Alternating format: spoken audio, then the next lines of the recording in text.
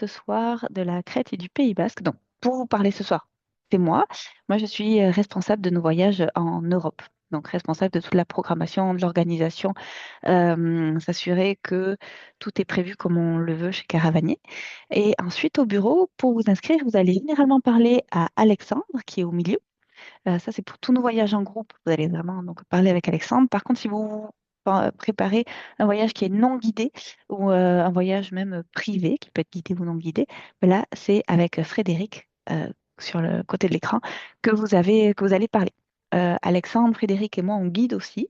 Donc, on est parfois sur le terrain. Donc, si on n'est pas disponible, ben, il y en a toujours un des trois qui va prendre le relais quand on est sur le terrain. Petite présentation de Caravanier. Alors, je ne sais pas si vous nous connaissez déjà ou pas. Je vais essayer de faire ça bref pour ce soir. Donc, Caravanier, on fait des voyages. Alors, moi, j'aime moyennement ce mot, des voyages d'aventure. Concrètement, ce qu'on fait, c'est qu'on fait des voyages où la marche est de notre, euh, au cœur de notre. Alors, vous me dites hein, si ça défile pas derrière moi les photos. Parce que depuis tout à l'heure, je fais passer des photos. Des voyages qui sont, en fait, la marche est le moyen privilégié pour découvrir un pays, pour découvrir une culture, ses traditions, ses habitants et sa nature. Que ce soit au Népal, au Maroc, au Pérou, au Groenland, et bien sûr en Crète, là vous pouvez voir, ou au Japon. euh, on a donc ces voyages-là. Il faut savoir qu'on a aussi des voyages en kayak de mer, notamment au Groenland, d'où la photo, et des voyages d'alpinisme. Mais la plus grande partie de nos départs, ce sont vraiment des voyages de trek de tout niveau. Des voyages très, très exigeants, très engagés, et des voyages très accessibles à tout le monde. Et ceux dont on va parler ce soir se situent, bah, je vous en dis un petit peu plus, mais c'est pas les plus exigeants, c'est pas non plus les plus faciles. Ici, une petite présentation rapide de l'équipe. Anaïs s'est jointe à nous depuis qu'on a pris la photo, mais vous avez déjà une belle brochette. Donc, on est une petite équipe basée à Montréal. Euh, et nos engagements, en fait, sont vraiment au cœur de la préparation de nos voyages, puis de comment on les conçoit. Vous voyez en bas de l'écran, il y a des petits logos. Donc, tous les billets d'avion, en fait, tout l'aérien nécessaire pour nos voyages est compensé. Donc, l'émission de gaz à effet de serre est compensée via la fondation Insolite Bâtisseur. On est très, très fiers d'être membre du fonds 1% pour la planète. Et on est membre du fonds 1% pour la planète Québec, c'est le fonds plein air qui est géré par Aventure Écotourisme Québec, donc l'AEQ. Ça veut dire qu'on remet 1% de notre chiffre d'affaires, donc pas de nos profits, mais vraiment de notre chiffre d'affaires. Donc 1% de votre facture est remise à euh, des organismes ici au Québec pour protéger l'environnement. En ce moment, on soutient des fondations pour la protection de la rivière Macpay. On a quelques fondations comme ça qu'on a choisies. On vous invite. Je ne veux pas une conférence là-dessus ce soir, mais je vous invite vraiment à vous renseigner parce que c'est important dans les valeurs de ceux avec qui vous allez voyager. Pour les voyages, quand c'est nécessaire, nous avons aussi euh, des, des combats internes, des choses qui nous tiennent à cœur, notamment les conditions de travail de nos équipes sur place. Alors, les voyages dont on parle ce soir sont moins concernés, mais partout où on a des porteurs ou des cuisiniers, des arriéros qui entrent en jeu et des guides locaux, on veut vraiment s'assurer que leurs conditions de travail soient décentes, soient correctes, qu'on soit aligné en fait avec nos valeurs qui ressemblent à du bon sens mais qui ne sont pas appliquées partout. Puis on veut vraiment essayer de faire bien les choses, donc bien pour l'environnement, donc je vous disais bien pour les équipes locales et bien aussi pour les gens qu'on rencontre, c'est-à-dire avec beaucoup de respect, beaucoup d'humilité.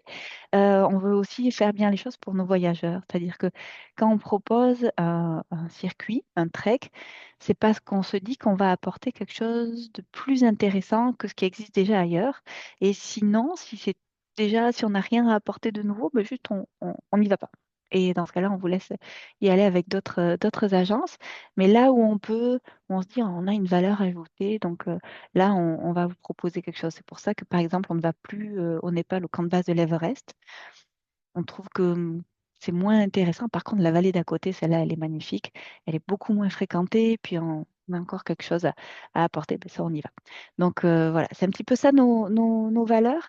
Et quelque part, on aimerait que nos voyageurs nous choisissent pour nos valeurs, encore plus que parce que les dates leur conviennent, puis que le circuit leur convienne. C'est ça. Puis il faut se dire qu'on est une équipe de guides essentiellement. Si si nos voyages, si on ne peut plus à guider nos voyages, ben dans ce cas-là, on les change ou encore une fois, on n'y va plus. Ça veut dire qu'on n'est plus aligné. Donc, les voyages, quand on vous y amène, ce qu'on vous propose, c'est parce que ben, on serait fiers de vous. euh, En fait, on amènerait nos familles, on amènerait nos proches. Donc, parce on est fiers de l'itinéraire. Donc, ben voilà, on vous propose de venir avec nous. C'est un petit peu ça l'idée, de faire bien les choses. Euh, Donc ce soir, je vous parle de deux, mais je dirais carrément, quasiment trois destinations, parce qu'elles sont vraiment très différentes, en Europe. Je vous ai mis une carte avec nos destinations en Europe, juste pour information, puis parce que demain soir, je donne une conférence sur nos voyages en Espagne. Et en Espagne, il y a les... Alors, je ne sais pas si vous allez voir ma souris, mais ici, on a ici l'Andalousie et là-bas, les Canaries. Dans les autres destinations où on va en Europe, on a la Sardaigne, où on va en liberté, donc pas en groupe. On a ici le Monténégro, ici le Portugal. On a l'Irlande et la Norvège. Alors, comme ça sortait de la carte, ben, il y a des flèches. Vous allez savoir les retrouver. Et on est en train de réfléchir pour l'année prochaine, pas pour cette année, à un voyage au centre de l'Italie. Donc, qui reste dans notre esprit de voyage en Europe, Dolce Vita, dont je vais vous parler. Mais ce soir, je vous parle du Pays Basque, qui est ici. Je vous parle de la Grèce, mais la version continentale de la Grèce qui est là, et de la Crète, qui est un de nos voyages historiques. Avant toute chose, on parle parfois chez Caravanier de Dolce Vita. Dolce Vita, c'est à la fois un niveau de confort. Donc, je vais vous expliquer les niveaux de confort ensuite, puis vous pouvez lire un petit peu. Bon, si ça affiche en tout petit, vous pouvez aussi aller voir sur le site internet. C'est tiré du site internet. Mais Dolce Vita, c'est aussi un état d'esprit. C'est-à-dire que ce n'est pas relié à l'effort. Ça veut dire que vous pouvez faire des très gros efforts dans la journée. Vous pouvez bien transpirer, être très fatigué. Mais le soir, vous allez arriver, généralement, on prend on prend un apéritif en terrasse où on mange des produits frais qui ont été cuisinés, qui sont délicieux, parce que souvent ce sont des destinations où on mange très bien. Et en Crète, en Grèce, au Pays Basque, c'est vraiment délicieux. On dort dans des auberges charmantes, il y a la douche chaude. Donc il y a un certain confort. L'idée, c'est vraiment comme la douceur de vivre. C'est ça que ça veut dire, Dolce Vita. C'est un peu, on veut des fleurs, on veut des papillons et des très beaux sentiers de marche. Et le confort, ben, de, de, de, de retrouver une auberge charmante le soir. Les températures sont confortables. C'est un petit peu ça notre ambiance Dolce Vita. Le Monténégro, par exemple, dont je vous parlais tout à l'heure, c'est un voyage qu'on va considérer comme épicurien. Il ne fait pas partie du Dolce Vita parce qu'on ne peut pas garantir que vous allez être à deux par chambre. Souvent, c'est des petits bungalows, des petits chalets où vous êtes à deux, trois ou parfois même quatre. C'est chez l'habitant, c'est beaucoup plus rustique. Certaines fois, c'est une salle de bain partagée. Puis quand après on voyage ailleurs, donc que vous allez en Amérique du Sud, que vous allez en Afrique, que vous allez en Asie, souvent partir en trek, ça implique du camping. Alors parfois il y a une équipe locale, etc. Donc là on tombe dans les niveaux rustiques. Puis quand il n'y a plus d'équipe locale ou que le froid est un facteur ou que l'altitude est vraiment un gros facteur, on tombe dans le confort minimaliste. Et si vous partez faire la traversée de la presqu'île de Baffin en hiver, en tirant votre poulka dans le grand froid, parce que c'est l'hiver, là, vous allez tomber dans le spartiate et puis il faut participer. Donc, plusieurs niveaux. L'idéal, en fait, pour estimer ce qui vous convient, c'est vraiment de nous appeler. Petite illustration sur ce que c'est que la Dolce Vita, là, dans les destinations dont on parle.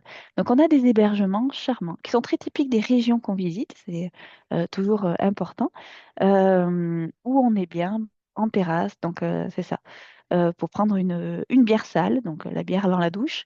Donc c'est un peu l'idée de prendre le temps de relaxer avec le soleil, la chaleur qui se dissipe.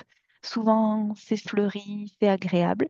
Puis parfois, on a les habitants du village qui sont aussi là parce que c'est leur moment de pause aussi.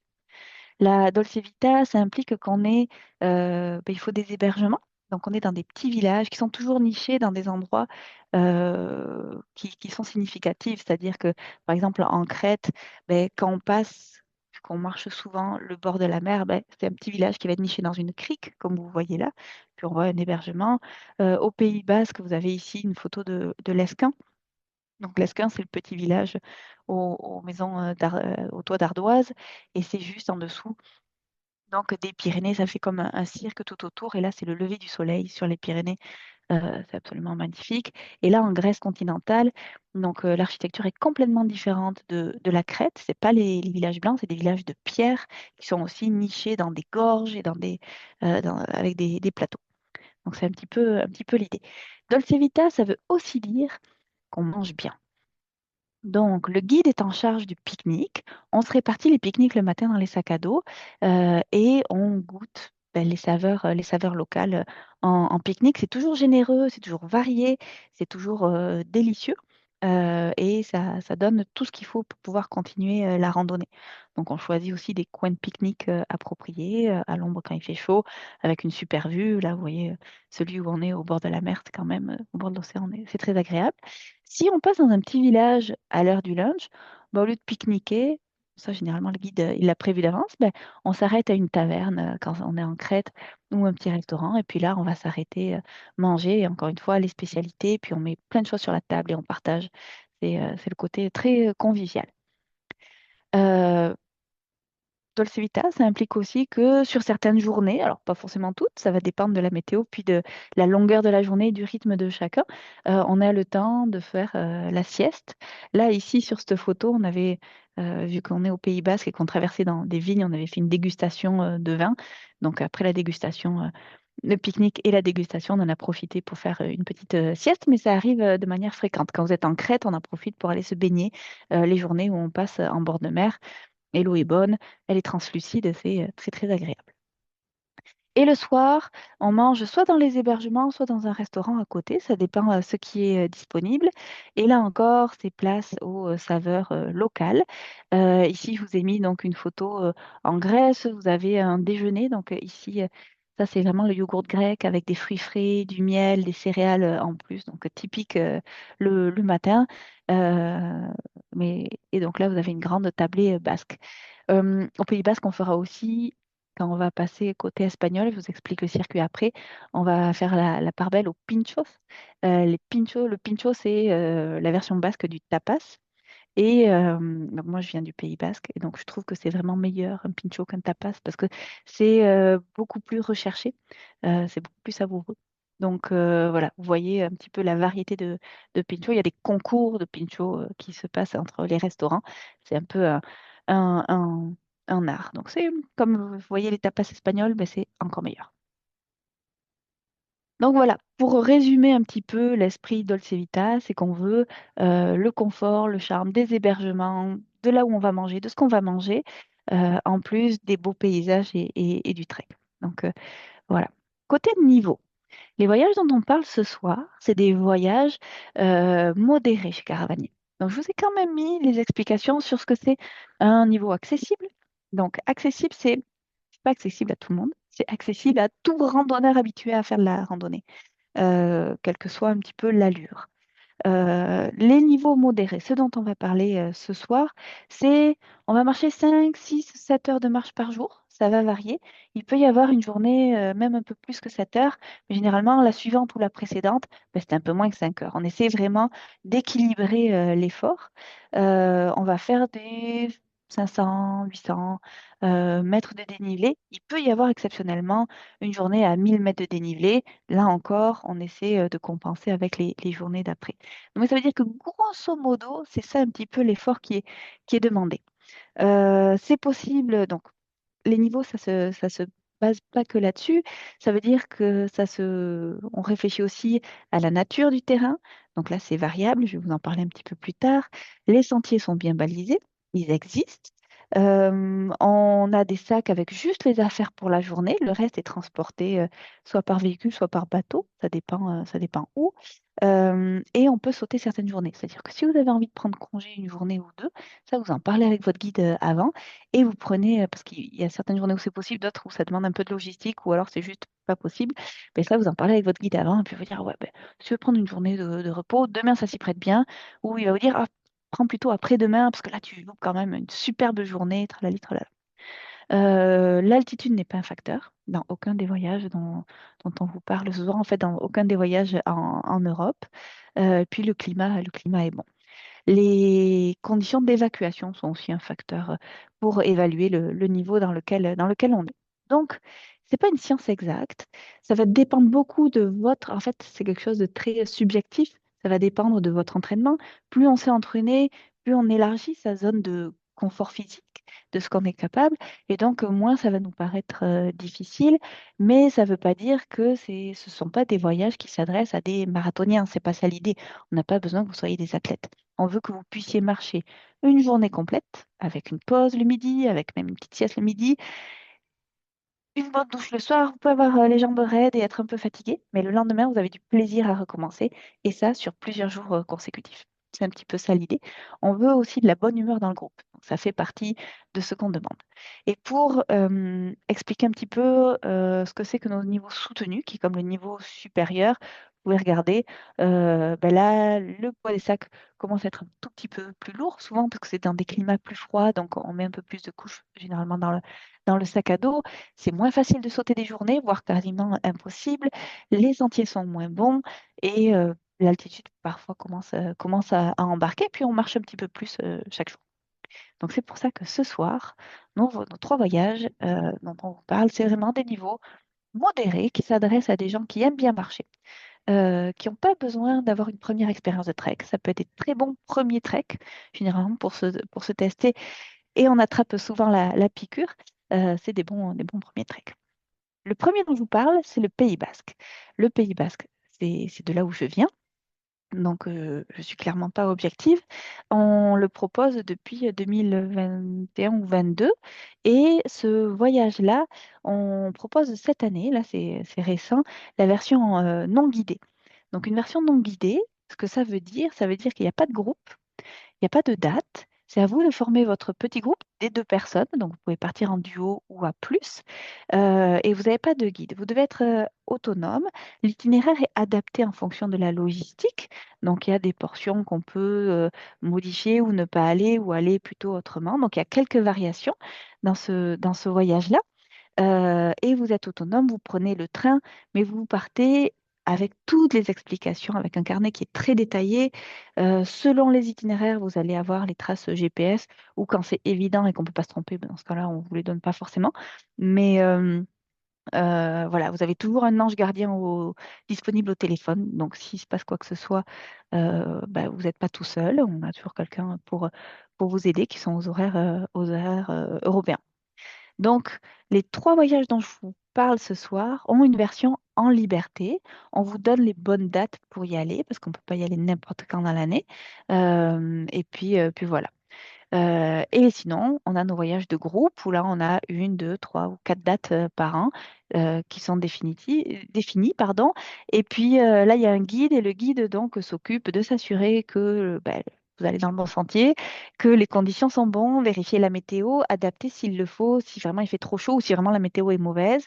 Peut-être proposer une variante, que la journée où il y a de l'orage, au lieu d'aller sur les crêtes, on va peut-être proposer une variante, hein. Au niveau sécuritaire, c'est malin. Puis il va aussi s'assurer d'avoir un bon pique-nique, s'assurer que la logistique roule, que les bagages sont bien transportés, le fonctionnement.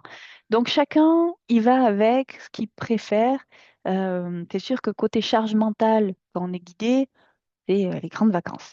C'est sûr qu'en liberté, ça demande un petit peu plus d'implication et un peu plus de cerveau. Au Pays Basque. Alors le Pays Basque, je dois admettre, ce n'est pas officiellement un pays. C'est un territoire qui revendique son autonomie et qui est à cheval sur la France et l'Espagne, donc qui traverse les Pyrénées côté océan Atlantique, donc vraiment face au Québec. Là, vous voyez ici, la plus grande partie se trouve en Espagne. Alors si on zoome, ce sont les quatre grandes provinces qui sont ici. Et côté France, on a vraiment trois petites provinces qui sont au nord du Pays Basque. Donc, en tant que Basque, on ne dit pas le Pays Basque côté français et le Pays Basque côté espagnol, on dit le Pays Basque du Nord et le Pays Basque du Sud. C'est ça. Nous, notre voyage se déroule essentiellement dans les trois provinces du Nord, donc vous m'avez compris, c'est le côté français, qui sont ici en rose, orange et jaune. Et on déborde parce qu'en fait, on va souvent marcher sur la frontière, donc dans les montagnes, les Pyrénées, mais on déborde aussi parce que la fin du voyage sort un petit peu de la carte et on va marcher ici le long de la côte espagnole pour toutes nos randonnées côtières. Ça sera l'occasion de se baigner. Dans le voyage de groupe, on n'a pas dans le voyage en liberté, on triche. C'est-à-dire que les 3 premiers jours, on n'est pas dans le Pays Basque, on est dans cette région en vert qui s'appelle le Béarn. Et ici, on est comme dans la vallée d'à côté. Ici, vous voyez, ça c'est la vallée d'Aspe. Et là, on va passer les 3 premiers jours. Attendez, hop, je reviens en arrière. Ensuite, après avoir marché pendant 3 jours ici, on va aller à Saint-Jean-Pied-de-Port et de là, on va marcher jusqu'à un village qui s'appelle Baïgori en passant tantôt en France, tantôt en Espagne pendant plusieurs jours. Donc ça va être le gros de notre trek. On va mettre 5 6 jours pour cette traversée-là. Et ensuite, on prend le train, on passe par Bayonne qu'on va visiter, qui est une ville typique ici. Et on va côté espagnol, où là, on va marcher pour 2 jours et demi sur des randonnées côtières. En images, donc, pourquoi on s'est permis de tricher et d'aller hors du Pays Basque, d'aller dans la vallée d'après au Béarn? Bah, c'est parce que moi, personnellement, j'ai un gros coup de cœur pour cette vallée, la vallée d'Aspe. C'est une vallée qui est connue des randonneurs, mais qui est quand même relativement tranquille. Les montagnes sont occupées par les bergers. Donc, vous allez voir les troupeaux en estive. Donc, troupeaux de vaches, troupeaux de brebis essentiellement, quelques chevaux aussi que vous pouvez croiser en estive. Et puis donc, il faut savoir que les bergers, ils vont traire leurs vaches, traire leurs brebis, faire le fromage sur place. Et ils y restent. Ils montent généralement, alors ça dépend. Selon les endroits, ils vont monter quelque part au cours du mois de juin. Les derniers montent vraiment début juillet, mais c'est peut-être dans la vallée d'Aspe, ils montent plutôt en juin. Et puis, ils vont redescendre quelque part fin septembre ou début octobre quand ça se refroidit. Voilà. Donc, pour vous donner une petite aperçu de ces 3 premiers jours, c'est la portion où on est le plus dans l'étage euh, préalpin, subalpin. Donc, c'est des vastes prairies qui sont donc broutées par les troupeaux. Ça commence à être un petit peu plus rocailleux. Il peut y avoir des petits lacs et on voit donc des cabanes de bergers. C'est là où on voit les sommets. Les sommets alentours culminent autour de 2500 mètres. Et donc, notamment, on a prévu d'aller marcher, donc de monter jusqu'à ces cabanes de bergers. Quand on remonte encore un peu la cabane de berger, on tombe sur le lac qui est au-dessus.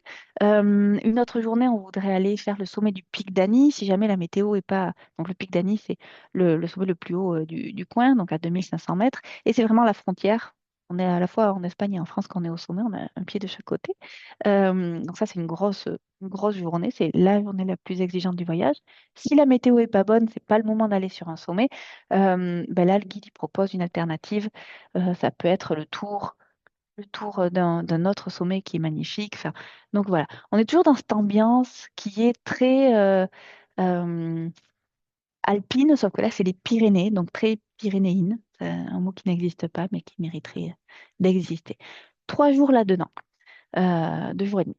Ensuite, avant de partir pour aller à Saint-Jean-Pied-de-Port, on a une curiosité historique et donc une curiosité de randonnée. Il y a à flanc de falaise un chemin donc, qui est quand même plutôt large, qui a été taillé à l'époque. Ça s'appelle le chemin de la Mâture, parce qu'à l'époque, euh, donc je ne sais plus si c'était Louis XIV ou Louis XV, bon, dans les rois français, ils avaient besoin de grands, grands, grands troncs d'arbres pour pouvoir faire des mâts pour les bateaux à l'époque. Et donc, ces grands troncs d'arbres, ils se retrouvaient en forêt. Et donc, pour les redescendre, c'était pas facile. Et donc, il fallait pouvoir les tracter. Ils avaient cette portion qui était embêtante. Et donc, ils ont creusé dans la falaise un chemin qui n'existait pas. Il n'y avait rien. C'était vraiment une falaise abrupte. Ils ont creusé ce chemin et 2 bœufs attelés devaient pouvoir y passer pour tracter ces grands troncs qui faisaient plusieurs mètres, voire plus d'une dizaine de mètres. Donc, les mâts des bateaux a donné le nom de ce chemin de la Mature. Ça nous prend une grosse demi-journée, c'est-à-dire qu'on en profite, on prend le temps. Le chemin de la Mature en lui-même, c'est peut-être une petite heure. C'est moins impressionnant quand on y est que quand on en ressort et qu'on voit par là où on est passé. Là, c'est plus impressionnant et c'est absolument magnifique. Puis au niveau historique, c'est très intéressant. C'est pas vertigineux, donc quand on y est, euh, c'est pas dangereux non plus. Moi, dans ma famille, on y allait enfant, c'est juste qu'on se faisait tenir par la main, donc ça se fait bien. Et c'est une journée où on en profite pour pique-niquer, puis après on fait la route pour arriver à Saint-Jean-Pied-de-Port. Dans le voyage, donc là je vous ai mis des images de Saint-Jean-Pied-de-Port, puis des villages alentour et de Bayonne. Donc dans le voyage, dans les villages que vous allez voir, vous avez bien sûr l'Esquin, donc ça c'est la version guidée. Donc l'Esquin qui est notre point de base dans la vallée d'Aspe. Et ça, c'est une architecture qui est complètement différente. Les doigts d'ardoise, les toits, pardon, d'ardoise grise et pas de colombage, donc pas de bois sur les façades des maisons. Euh, Dès qu'on passe côté Pays Basque, ben là, tout devient rouge, les tuiles des toits, mais aussi les colombages, ou parfois vert. Ça, c'est vraiment écrit, on ne peut pas déroger à la règle. Et là, vous avez donc Saint-Jean-Pied-de-Port, qui est un passage euh, classique, très classique du chemin de Compostelle. Donc, vous allez y croiser pas mal de pèlerins, il y en a toute l'année. C'est une ville qui a été fortifiée par Vauban à l'époque et qui est traversée par la Nive, ce cours d'eau, donc avec des ponts qui traversent. C'est très charmant. Petit village, gros village très charmant. Euh, on va passer à Bayonne aussi un petit peu plus tard. On y passe juste quelques heures pour visiter entre deux trains. On pose les bagages dans un coin, en consigne. Et puis on va visiter Bayonne. C'est l'occasion de prendre du chocolat chaud parce que c'est une des capitales du chocolat, parce que les premières fèves de cacao seraient arrivées en Europe par Bayonne. Donc plein de chocolat à Bayonne. Puis c'est une très jolie ville, là encore, qui a vraiment préservé son architecture traditionnelle. Puis après, côté espagnol, on va passer à San Sébastien, qui est une ville un petit peu plus grosse, de bord de mer. Alors j'ai pas mis de photos, mais vraiment de bord de mer et qui est un mélange d'architecture traditionnelle espagnole et d'architecture basque. Donc c'est très agréable aussi. Puis c'est là où on va manger les fameux pinchos dont je vous parlais ce matin. Quand on passe à Saint-Jean-Pied-de-Port, il faut savoir que c'est entouré de vignobles. Il y a un petit vignoble d'un vin qui s'appelle Irouléguy, qui est donc, qui est, enfin, il n'y a pas qu'un vignoble. En fait, il y a plein de domaines, donc plein de vignobles qui sont alentour de Saint-Jean-Pied-de-Port. Donc, on va prendre toute une journée pour aller se faire une super tournée, pas des vignobles, mais aller en visiter un, passer dans les vignes et tout ça, tout à pied. Ça fait partie des découvertes du coin. Puis après, on va prendre un petit bout du chemin de Compostelle, arriver à Roncevaux, qui est donc une des étapes mythiques, encore une fois, du chemin de Compostelle, le quitter, puis repasser dans les côtés français, pour Roncevaux, c'est en Espagne, repasser côté français dans les petits villages. Donc, on voit, vous voyez sur les photos, ce sont des montagnes qui sont utilisées par, vous allez voir des troupeaux de brebis en liberté, des troupeaux de chevaux. Les chevaux bas s'appellent des potiocs. Vous allez voir parfois des vaches, mais celles-ci, elles sont moins en liberté. Mais les brebis et les chevaux sont vraiment en liberté dans la montagne. Donc on les croise. Il y a souvent des vautours à observer. Et puis donc, vraiment le charme de ces petits villages. Donc on va pouvoir marcher qu'un à qu'un. On essaie toujours, et ça vaut pour tous nos voyages Dolce Vita, on essaie toujours de passer 2 ou 3 nuits aux mêmes endroits. Ça nous permet de nous déposer un petit peu. Il y a des fois, on ne peut pas, en termes d'itinéraire, passer 2 nuits au même endroit, ça serait un peu longué, mais c'est quand même très rare. Je pense que dans notre voyage au Pays Basque, euh, ça arrive 2 fois. Il y a 2 nuits où on dort enfin 2 hébergements où on dort qu'une seule nuit. En Crète, en Crète, on dort 2 ou 3 nuits à chaque fois. Et puis en Grèce, il y a peut-être un hébergement ou deux où on dort que 1 ou 2 nuits aussi, mais vraiment très peu. Ça donne un rythme assez cool au voyage et puis on veut ça. Et ensuite, la fin de notre itinéraire au Pays Basque, c'est vraiment sur la côte. Donc, on vit un petit peu, on passe des montagnes les plus hautes des Pyrénées, enfin, en tout cas de la partie ouest des Pyrénées, puis après aux montagnes plus douces, plus arrondies du Pays Basque et plus vertes, c'est très vert le Pays Basque. Et ensuite, on finit là où se terminent les montagnes avec des randonnées qui longent la côte. C'est une côte. avec beaucoup de falaises très intéressantes à observer au niveau géologique. Et puis, il y a un lien historique fort avec le Québec, mais ça, je vous en dis pas trop parce que vous allez le découvrir sur place. Donc, si la météo le permet, on en profite pour faire un petit saut dans la mer. Voilà, pour les 3 derniers jours. Ça devient aussi un petit peu, c'est encore des randonnées à la journée quand même. On se déplace soit en train, soit avec des petits bateaux pour aller au point de départ des randos. Donc c'est un côté, ou pour en revenir au choix. Il y a un côté sympathique. Et puis le côté culturel n'est jamais oublié. Donc voilà pour le Pays Basque. Il faut savoir que le départ, je ne l'ai pas noté, le départ du 31 mai, donc du printemps, est confirmé, puis il reste de la place. Et on prend déjà les inscriptions pour celui de septembre. C'est un niveau modéré. On y va au printemps, enfin, ouais, c'est ça, on y va, ben, c'est ça, à partir de début juin jusqu'à octobre inclus. On pourrait y aller plus tôt. Donc, pour la version en liberté, on peut vraiment y aller comme la version en liberté, on ne va pas dans la vallée d'Aspe, c'est là où qui est la plus enneigée pendant l'hiver. Donc, on y va de avril jusqu'à octobre. Voilà. Ça, c'est pour le Pays Basque. Ensuite, si on revient dans notre carte européenne, on va se déplacer vers la Crète. Donc, d'ailleurs, j'ai un petit sondage qu'il faut que je lance. Vous allez me dire, vous, qu'est-ce qui vous intéressait? Hop, je vous laisse répondre. Vous avez un sondage qui doit s'afficher. Je vous laisse, c'est ça. Je vous laisse répondre. Vous me direz un petit peu ce qui vous intéressait, en tout cas ce soir. Peut-être que votre avis, vous aurez changé d'avis d'ici la fin de la conférence.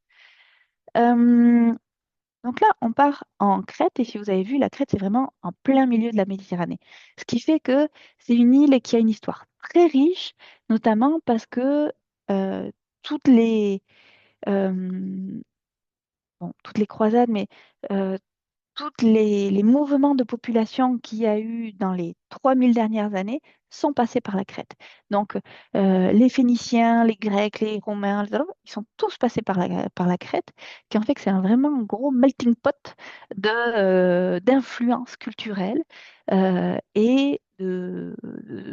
on le voit en fait, c'est un gros mélange entre l'histoire, la grande histoire, puis la géologie. Bon, voilà. Encore une fois, on a notre voyage de groupe avec 4 dates par an. Et puis, on a la Crète en liberté. Donc ça, c'est pour ceux qui sont débrouillards. On a une version de 13 jours qui est un petit peu plus courte que notre voyage de groupe, ou la version qui est vraiment comme le voyage de groupe pour ceux qui veulent marcher un petit peu plus, euh, donc même sans guide. Et c'est la version de 15 jours aussi. Donc ça, vous choisissez au moment où, pardon, au moment où ça vous intéresse. Euh, donc c'est ça. Merci pour avoir répondu à ceux qui ont répondu. Merci pour, euh, pour vos réponses.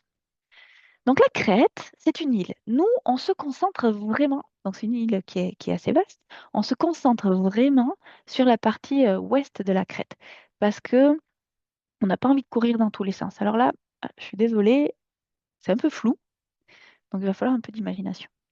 Euh, On arrive ici à Lakané. Lakané, donc Lakané, c'est le nom en français, mais sinon, ça s'appelle Hania, cette ville, en grec.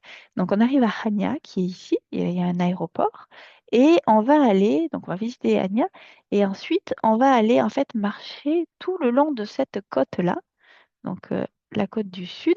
Et en fait, ce qu'on fait, c'est qu'on marche une journée ou deux le long de la côte, hop, une journée ou deux ou trois, on remonte une gorge pour aller marcher dans les montagnes, et après on redescend une autre gorge, on remarche sur la côte.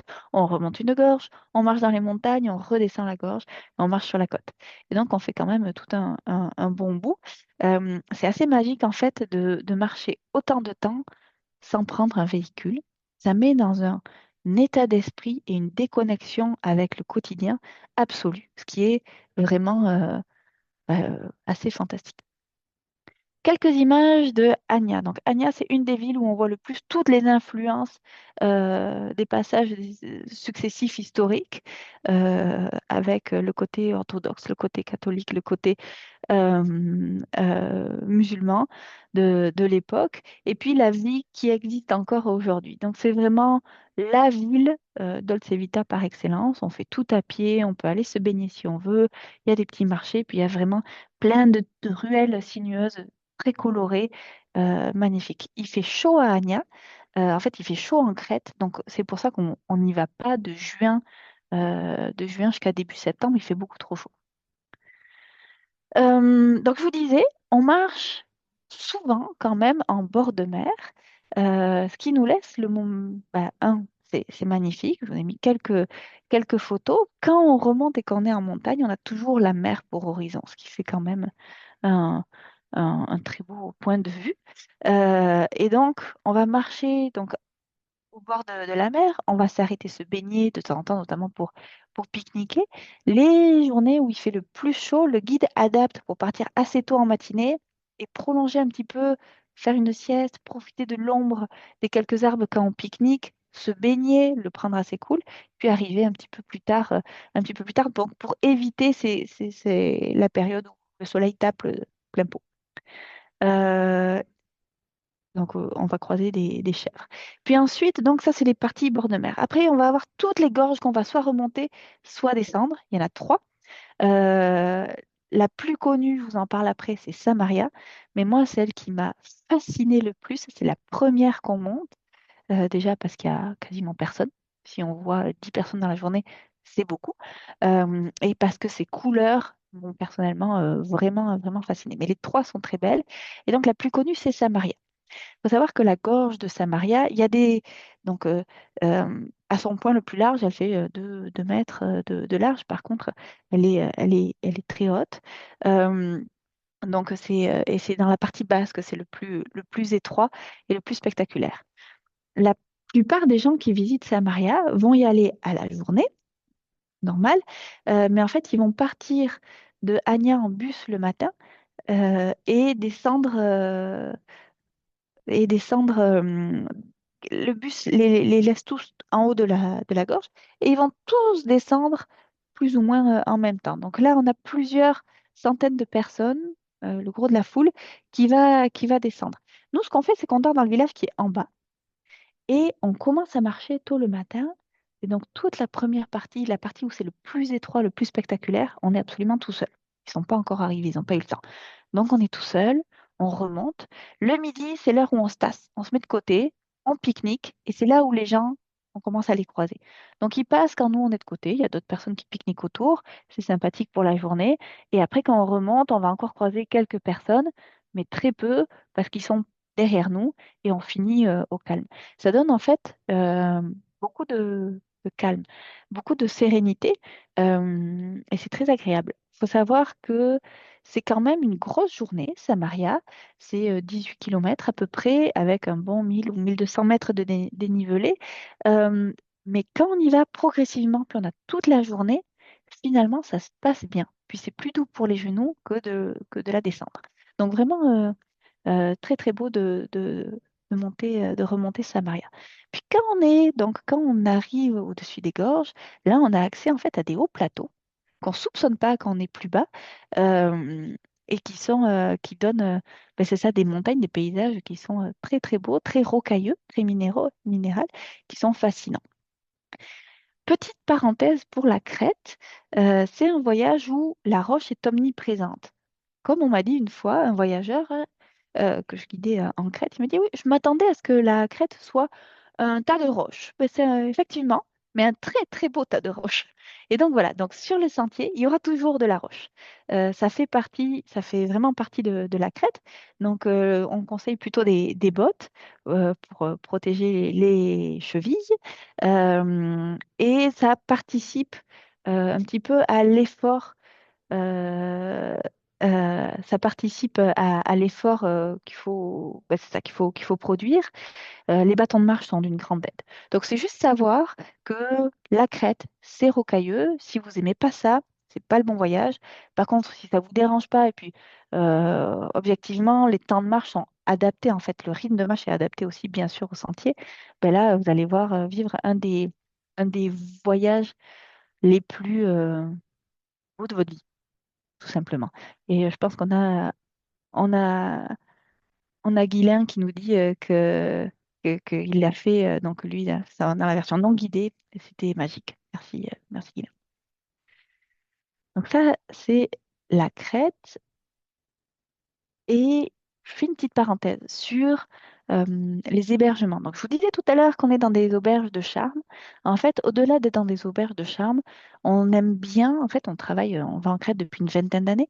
Euh, donc, ce monsieur-là, Andonis, il a peut-être un bon 15 ans de plus que sur la photo maintenant, mais il n'a pas tant changé.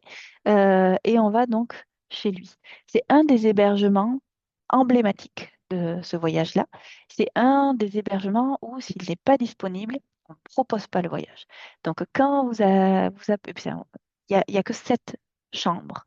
Donc, ça va vite pour que ça soit rempli parce que c'est vraiment une sorte de pépite comme adresse. Donc, quand vous appelez, notamment pour un voyage non guidé, donc pour rajouter une date, on va pouvoir la faire que si lui, il est disponible. Si lui, il a une chambre pour vous. Parce que donc, c'est un hébergement. Quand on y allait au début, c'était une bergerie, et c'est encore une bergerie. Donc, il a son troupeau, il a là, vous voyez ses ruches, mais il a ses troupeaux de chèvres et de brebis, il fait ses fromages, etc., etc. Donc, c'était une bergerie et il y avait un dortoir. Puis, petit à petit, ils ont retapé, son papa, ses frères et lui, ils ont retapé et fait comme des petites extensions qui s'intègrent complètement dans le paysage, qui sont très fleuries, euh, abritées de la abrité par des arbustes et tout ça. C'est très très joli, très confortable. Et donc on s'installe sur la terrasse. On a donc les chambres et c'est sa femme qui fait à manger. C'est une excellente cuisinière. C'est délicieux et c'est très typique. C'est vraiment de la nourriture très très très locale.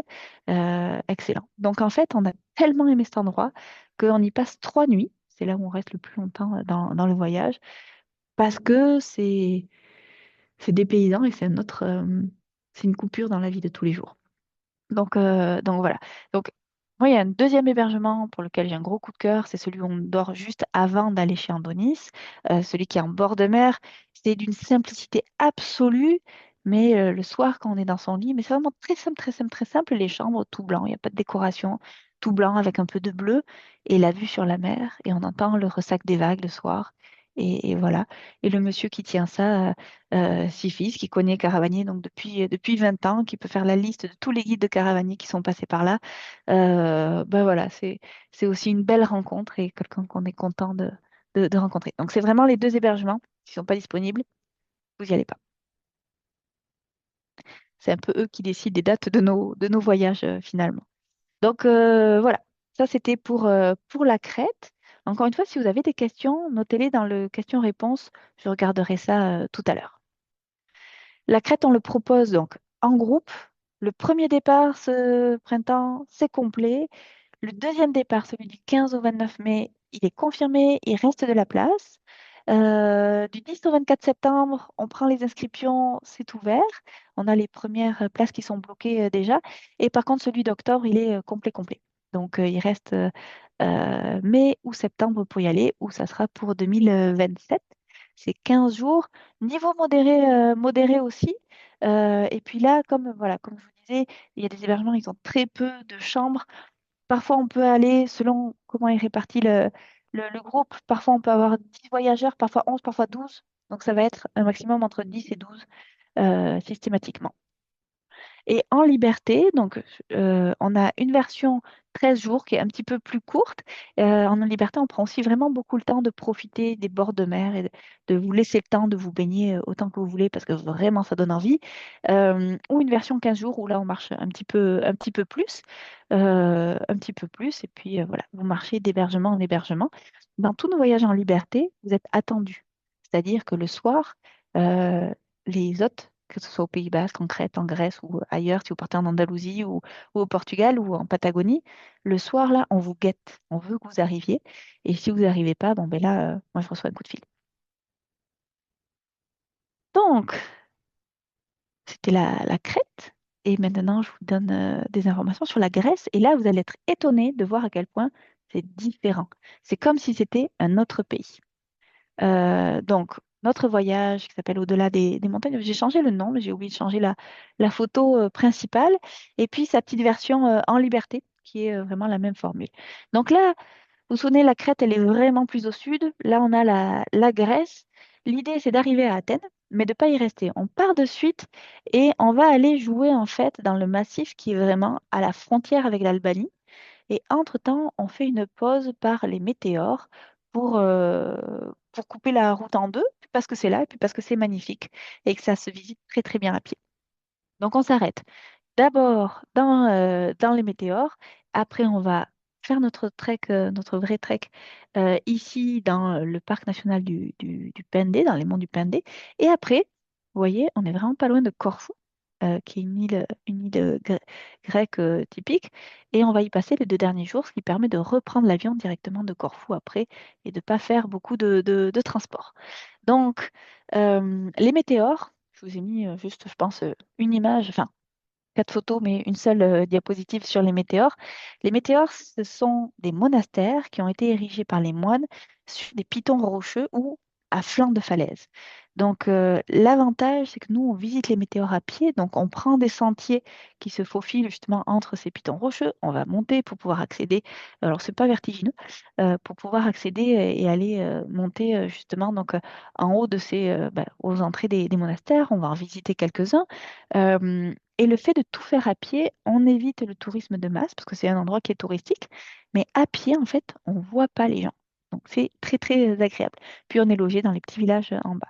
Donc on va prendre le temps de visiter les météores avant de poursuivre la route. On a 2 nuits dans ce village-là. À la toute fin, on va à Corfou. Donc, vous en parlez. Corfou, il y a la vieille ville qui est absolument magnifique. Nous, on dort dans un petit hébergement qui est à l'extérieur de la ville pour le côté tranquille, pour l'accès à la plage. Mais c'est quand même des randonnées qu'on va faire sur l'île. Le rythme ralentit un petit peu. Donc, on va marcher un petit peu, mais on va aussi avoir du temps libre pour soit visiter la ville ou pour aller à la plage et se baigner. Bien sûr, ça, c'est la belle manière de finir le séjour. Donc, je vous ai dit le début, je vous ai dit la fin.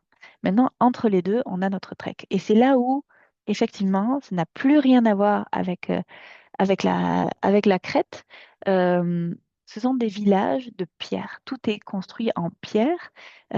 Et c'est un monde de gorges, c'est un monde de vallées creusées, mais c'est aussi un monde de plateaux étonnamment montagneux. Donc, comme je vous disais, tous les villages sont en pierre, les petites terrasses. On retrouve cette ambiance Dolce Vita avec les villages charmants, mais aussi les terrasses, les parasols, les fleurs partout, et la vue sur les montagnes et le massif qui est en face. On va passer de village en village. Il y a 5, 6 villages dans lesquels on va passer. On va s'arrêter. J'exagère peut-être un peu et les bagages suivent. On essaie de rester autant que possible 2 nuits à chaque village. Parfois, il y en a juste une, mais c'est quand même relativement rare. Et donc, par les chemins qui serpentent entre les villages et qui passent par des gorges. Donc, vous avez vu quand même ici les ponts. Ça, c'est les ponts traditionnels de cette zone-là, avec 2 ou 3 voûtes pour pouvoir passer. C'est assez magnifique. Et donc, je vous disais, beaucoup de gorges. La plus connue, c'est la gorge de Vitkos qu'on voit là. Euh, Quand on y va au printemps, on peut avoir les premières couleurs d'automne. Quand on y va à l'automne, pardon, on peut avoir les premières couleurs d'automne. C'est magnifique. Il faut savoir que le massif alentour est enneigé l'hiver. Il y a des gens qui vont faire du ski de randonnée. Donc, on ne peut pas y aller l'hiver. C'est quand même une zone qui est montagneuse et qui a un microclimat montagneux. Mais en été, juillet-août, il fait aussi trop chaud. Donc, les bonnes périodes pour y aller, c'est m- fin mai, puis le mois de juin, puis le mois de septembre essentiellement. Euh, Outre les villages et passer de gorge en gorge, on va monter sur ces fameux plateaux rocheux et là on découvre un paysage qui finalement est très différent de ce qu'on voit en bas, puis très différent, très très différent de la crête, parce que c'est vraiment ben, des hautes herbes, un petit peu plus comme ce qu'on voyait dans les Pyrénées.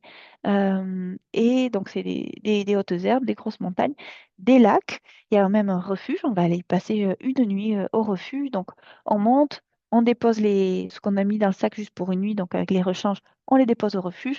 On en profite pour aller faire une petite randonnée en après-midi pour aller voir un lac, le lac des Dragons. Paraît-il que des dragons s'amusaient à se lancer des pierres. Ça a constitué, ça a creusé le lac. Puis on vient dormir la nuit au refuge, puis le lendemain on redescend dans un autre village et ainsi de suite. On poursuit. Donc l'idée de ce voyage-là, je suis allée un peu vite parce que je vois le temps qui passe. L'idée de ce voyage-là, c'est vraiment commencer par les météores avec un gros côté culturel passionnant. Ensuite, on continue dans le massif de Pendée, faire notre trek de village en village. Et on est dans la Dolce Vita et on a une nuit en refuge, où là, des petits dortoirs. Et on mange au refuge et c'est l'ambiance montagnarde avec un paysage montagnard. Après, on redescend et vraiment, rendu là, c'est beaucoup de gorges, beaucoup de... Parfois, soit on descend et on traverse sur des ponts, soit on remonte, on marche à flanc de sentiers. Euh, Au niveau vertige, certaines journées sont un peu moins, en tout cas, un peu moins conseillées pour les gens qui seraient très sujets au vertige, mais généralement, c'est pas trop embêtant non plus. Si c'est juste une petite appréhension, faut pas s'arrêter à ça. Voilà. Ce voyage-là, il est guidé par Alice. Alice, je pense que c'est ma dernière photo. Ouais. Alice, elle vit en Crète, donc elle est belge d'origine.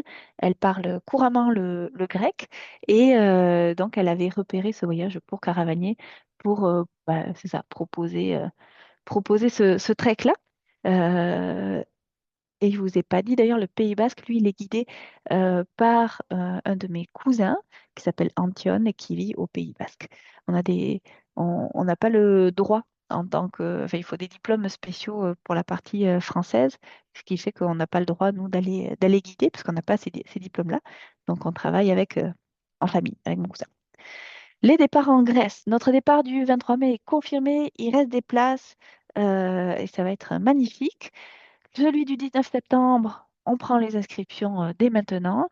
C'est un niveau modéré. Donc, encore une fois, le même nombre d'heures de marche que sur les autres voyages dont je vous parlais tout à l'heure. On marche 5, 6 heures, et éventuellement 7 heures, une journée un petit peu plus longue.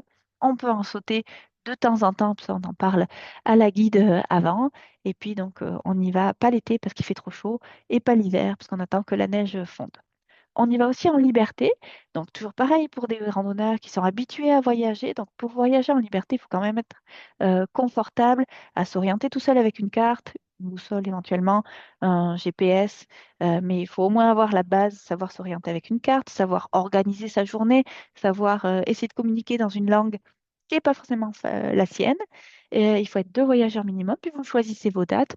Nous, on vérifie à vos dates si tout fonctionne. Si tout fonctionne, vous pouvez partir et on vous envoie toutes les informations parce que vous partez avec un carnet très, très, très, très détaillé.